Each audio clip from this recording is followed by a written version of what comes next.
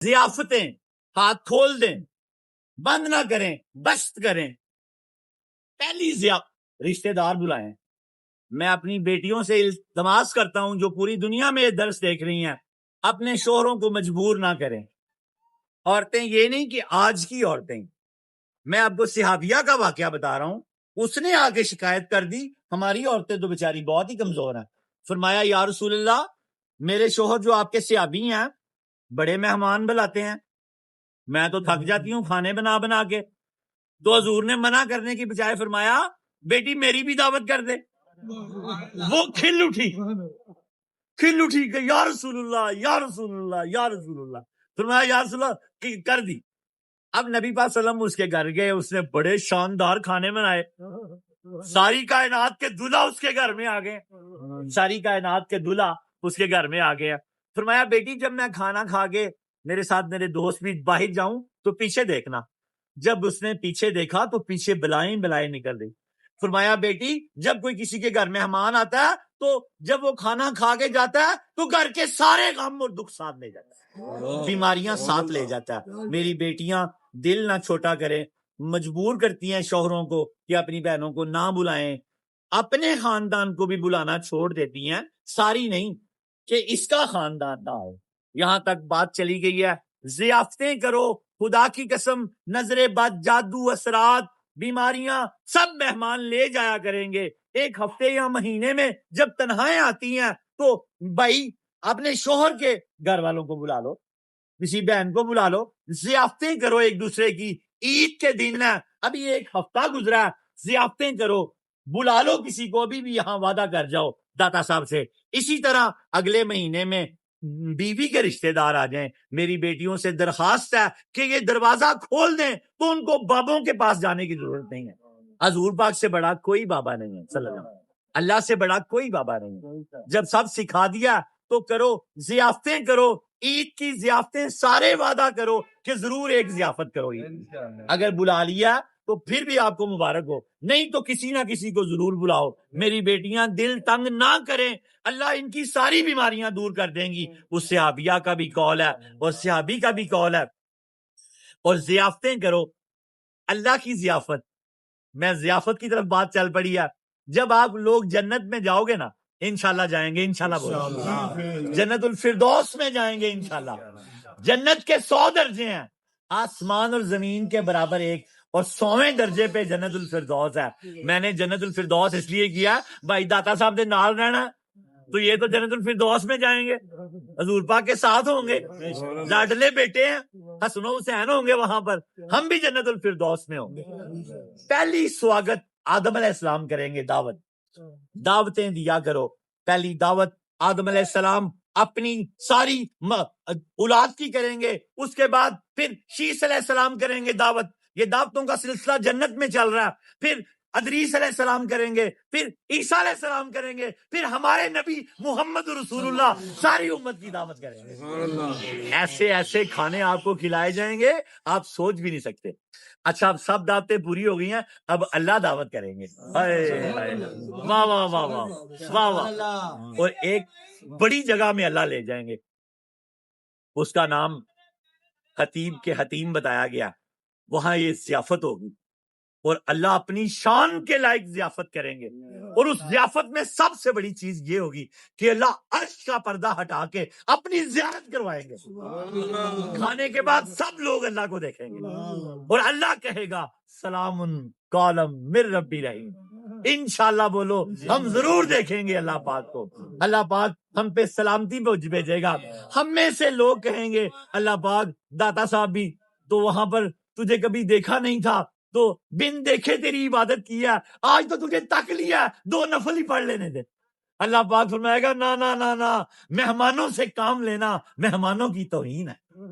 وہاں تم میرے بندے تھے، میں تمہارا اب تھا، تم میری عبادت کرتے رہے، یہاں تمہیں اجازت نہیں ہے. اللہ اجازت نہیں دے گا. اللہ کہے گا بس میری دید کرو، میری زیارت کرو، مجھے تک تک کے آنکھیں ٹھنڈی کرو. پھر ہفتے بعد یہ زیارت ہوا کرے گی. اتنے انعام ہیں دنیا سے لے کے جانے ہیں. نمازیں نہ ضائع کرو, باوضو رہو, روز قرآن پڑھو, حضور سے محبت کرو, پنجتن پاک کے سے محبت کرو. حضور نے فرمایا جو جس سے محبت کرے گا اس کے ساتھ ہی ہوگا, اس کے ساتھ ہی ہوگا انشاءاللہ تعالیٰ.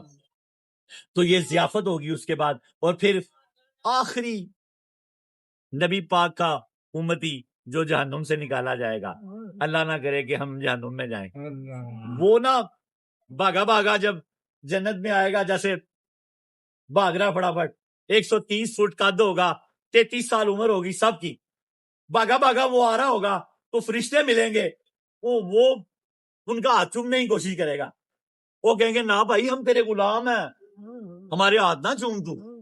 وہ 70,000 تو کھانا جلدی کھانا کھا, تو بڑا بھوکا ہے. انہوں نے کہا تو اتنی لیٹ کیوں ہو گیا, یہ مفہوم ہے. وہ کہیں گے بڑا, وہ کہے گا بڑے ہی پولے بجے نے, شکر ہے میں چھٹ کے آ گیا, تسی کہتے ہو لیٹ ہو گیا.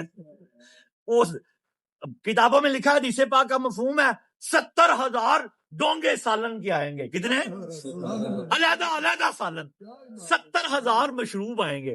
ان کو ملا دیا جائے تو 1,40,000 بنتے ہیں. وہ سارے کے سارے کھا جائے گا, نہ اس کا پیٹ بڑا ہوگا, نہ پیٹ پھٹے گا, نہ اس کا یعنی کہ اس کی بھوک ختم ہوگی, بھوک نہ لگی رہ جائے گی نہ ختم ہوگی, خوشبودار پسینہ آئے گا. وہ 1,40,000 مشروب بھی پی جائے گا, پور میں بھی کھا جائے گا, مچھلی سب کھا جائے گا. اب وہ فرشتے کہیں گے کہ اب تیری بیوی اور تیری ملاقات کا ٹائم ہے, ہمیں اجازت دے. اور ضیافتیں چل رہی تھی. میں اپنی بیٹیوں سے ریکویسٹ کرتا ہوں کہ اپنے شوہروں کو ٹائٹ نہ کریں, انہیں ضیافتیں کرنے دیں اور خود بھی ضیافتوں میں شامل ہو جائیں. عید کی ضیافتوں میں ابھی آپ نے دیکھا یہ ضیافت. اب حسن و حسین کی ضیافت. حسن و حسین مکہ سے مدینہ کی طرف سفر کر رہے ہیں, رستے میں بھوک لگ گئی. ساتھ عبداللہ بن جعفر بھی ہیں, یہ چاچا کے بیٹے, عقیل کے بھائی. اور ایک خیمہ ملا تو وہاں پر نا ایک بوڑھی عورت تھی. فرمایا کہ کچھ کھانے کے لیے مسافر ہیں اور اہل بیت ہیں, ہماری ضیافت کر دو. اس نے کہا کہ میں بالکل تیار ہوں, ایک ہی بکری ہے میرے پاس, تو آپ جو حکم فرماتے ہیں. انہوں نے کہا نہیں ہم اہل بیت ہیں, سخی ہیں, تیری بکری اگر ذبح کر کے کھا جائیں گے. اس نے کہا نہیں میں بھی بڑی سخی ہوں, میں نے کبھی کوئی مہمان جانے ہی نہیں دیا, آپ بکری ذبح کریں. حسن و حسین پاک نے بکری ذبح کی اور بھون کے انہوں نے کھانا کھایا اور فرمایا ہم مدینے میں رہتے ہیں, اگر تجھ پہ مشکل وقت آ گیا نا تو آ جائیں. ان پہ کچھ ٹائٹ وقت آ گیا, مورخین لکھتے ہیں وہ مدینہ پہنچ گئے اور امام حسن کی نظر پڑ گئی.